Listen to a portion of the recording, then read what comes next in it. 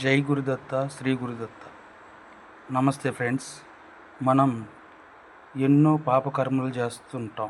ఉదయం లేచిన కాడి నుంచి సాయంత్రం పనుకునే వరకు ఎన్నో పాపకర్మలు చేస్తుంటాం. అలాగే పుణ్యం కూడా చేస్తుంటాం, ఎంతో కొంత పుణ్యం కూడా చేస్తుంటాం.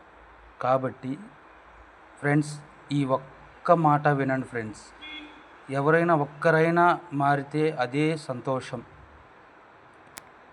మనం ఉదయం నిద్ర లేచిన నుంచి సాయంత్రం మళ్ళీ నిద్రించే వరకు మనం ఎన్ని పాపాలు చేశాం, ఎన్ని పుణ్యాలు చేశాం, ఇదొక్కటి తెలుసుకుంటే మన జన్మ సార్థకమైపోతుంది.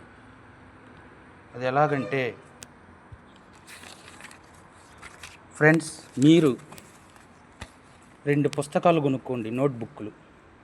అందులో ఒక పుస్తకంలో పాపం అని రాయండి, రెండో పుస్తకంలో పుణ్యం అని రాయండి. పాపం పుణ్యం అని రాసి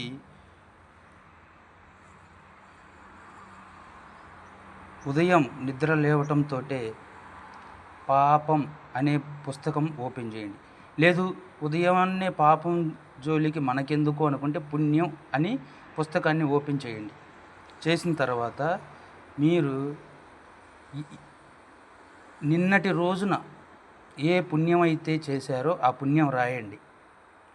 ఫ్రెండ్స్, అస్సలు మీ పెన్ను కదలనే కూడా కదలదు. కనీసం 10లో 10 అనుకుంటే కనీసం ఒక్కటి కూడా రాయలేరు. అది పక్కన పెట్టండి. తర్వాత పాపం అనే పుస్తకాన్ని ఓపెన్ చేయండి. చేసి పెన్ను పట్టుకోండి, 1వ నెంబర్ వేయండి. అలా 1, 2, 3 వస్తూనే ఉంటాయి. ఆలోచించండి. అయిపోయింది. ఈరోజు రాశారు.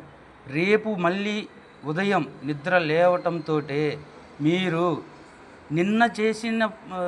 నిన్న రాసిన పాపం పుణ్యం అనే పేపర్లు తిప్పాలి. నిన్న ఏం పాపం చేశారో, ఎంతవరకు పాపం చేశారో మీకు అర్థమైపోతుంటుంది. ఈరోజు నిన్న చేసిన పాపాలు ఈరోజు చేయకూడదు అనేది ఉంటుంది. పుణ్యం చేసుకోవచ్చు. నిన్న ఒక పుణ్యం చేసాం, ఈరోజు ఎలాగైనా 2 పుణ్యాలు చేయాలనిపిస్తుంది. పాపం, నిన్న 10 పాపాలు చేసాం, ఈరోజు కనీసం 1 తగ్గించుకొని 9 చేయాలి, లేదా 2 తగ్గించుకొని 8 చేయాలి అని అనిపిస్తుంది. సరే, అది వదిలేసేయండి. అది గుర్తుపెట్టుకోండి. ఇక్కడ చూడండి, నేను లేదా మనం చేసిన పాపం ఎలా పోతుంది. ఎవరికైనా అనుమానం వస్తుంది, మరి పాపం చేస్తున్నాం కదా, మరి దాన్ని తగ్గించుకోవటం ఎలా పోగొట్టుకోవాలి అనిపిస్తుంది. ఇక్కడ చూడండి, జపతో నాస్తి పాతకం అంటే మనం నిత్యం జపం చేయటం వల్ల పాపం పోతుంది. 2, ప్రాయశ్చిత్తేన పాపం పరిహారం అంటే నీవు ఒకరిని తిట్టావు, లేదా ఒకరిని కొట్టావు, లేదా నీ మాటలతో ఒకరిని బాధపరిచావు, అతని దగ్గరికి వెళ్ళి సిగ్గుపడకూడదు. అతని దగ్గరికి వెళ్ళి, సార్ లేదా అయ్యా, నా మాటల ద్వారా కానీ, నా చేతల ద్వారా కానీ, నేను నా పని ద్వారా కానీ మీకు నష్టం కలిగింది, మీరు బాధపడ్డారు, నన్ను క్షమించండి అని చెప్పేసి అతన్ని ప్రాయశ్చిత్తం చేసుకోవాలి. అతన్ని క్షమాపణ అడిగి ప్రాయశ్చిత్తం చేసుకోవాలి. 3వది అనన్య చింతన భక్తి అంటే ప్రతి నిత్యము ఏ పనిలో ఉండాగాని దైవం భక్తితో ఉండాలి. మనం ఎక్కడికి వెళ్ళినా తిరిగి ఇంటికి వచ్చేదాకా మనల్ని కాపాడేది ఆ దైవభక్తి వరకే. ఆ దైవభక్తే మనల్ని కాపాడేది. 4వది పరోపకార ప్రవర్తన అంటే ఎదుటివారికి సహాయం చేయటం. రోడ్ల మీద ఎంతోమందిని చూస్తుంటాం, వాళ్ళకు దుప్పట్లు కానీ, బట్టలు కానీ, ఆహారం కానీ ఇవ్వటం. బాగుండ వాళ్ళు, కాళ్ళు చేతులు బాగుండ వాళ్ళకి ఇచ్చి, ధనం బాగుండ వాళ్ళకి ఇచ్చే ప్రయోజనం లేదు. నేను 10 మందికి భోజనం పెట్టానంటే అది పాపం పోదు. వాళ్ళు చేసుకొని శక్తి కలవాళ్ళు, వాళ్ళకి పెట్టేది ఏముంది? పని చేసుకోలేక, డబ్బు లేక రోడ్ల పక్కన ప్లాట్ఫారం మీద పనుకునే వాళ్ళకి దుప్పట్లు కానీ, షద్దర్లు కానీ, షర్ట్లు కానీ, బట్టలు కానీ, ఏదో మీకు తోచింది, మంచినీళ్ళు కానీ, లేకపోతే భోజన పార్సిల్ కానీ, ఏది ఇచ్చినా అది పరోపకారం అన్నమాట. వాళ్ళకి సహాయపడటం, అది దానివల్ల కూడా పాపం పోతుంది, పుణ్యం వస్తుంది. ఇక ఐదోది దాన ధర్మేణ. ఇప్పుడు చెప్పిన దాంట్లోనే ఉంది. నాలుగో దాంట్లోనే ఆన్సర్ ఉంది. పాప పరి దాన ధర్మేణ అంటే నీకు ఏది చేత అయితే అది దానం చేయటం. ఎంత నువ్వు వేలు లక్షలు ఇవ్వాల్సిన పని లేదు. ఆకలితో ఉన్నవాడికి ఒక ముద్ద బువ్వ పెట్టినా అది కూడా దానం చేసినట్టే.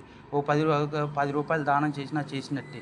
ఒక 10 మందికి ఒక అనాథాశ్రమంలో కానీ ఒక ఆశ్రమంలో కానీ ఒక బియ్యం కట్ట ఇచ్చినా అది కూడా పుణ్యమే. కాబట్టి ఫ్రెండ్స్, ఇది కొంచెం చాలా ఉందిలే అని చెప్పేసి పక్కకు తోసేయకండి. ఒకసారి పూర్తిగా వినండి. విన్న తర్వాత మనం ఈరోజు ఎంత పాపం చేసాం, రేపు ఎంత పాపం చేసాం, పోనీ నిన్న ఎంత పాపం చేసాం, నిన్న పాపానికి ఈరోజు పాపానికి ఎంత తగ్గింది, నిన్న చేసిన పుణ్యం ఎంత, ఈరోజు చేసిన పుణ్యం ఎంత. ఫ్రెండ్స్, మనం మూడిటితో బాగా పాపం చేస్తాం. ఒకటి మనసుతో బాగా పాపం చేస్తాం. 2 శరీరం.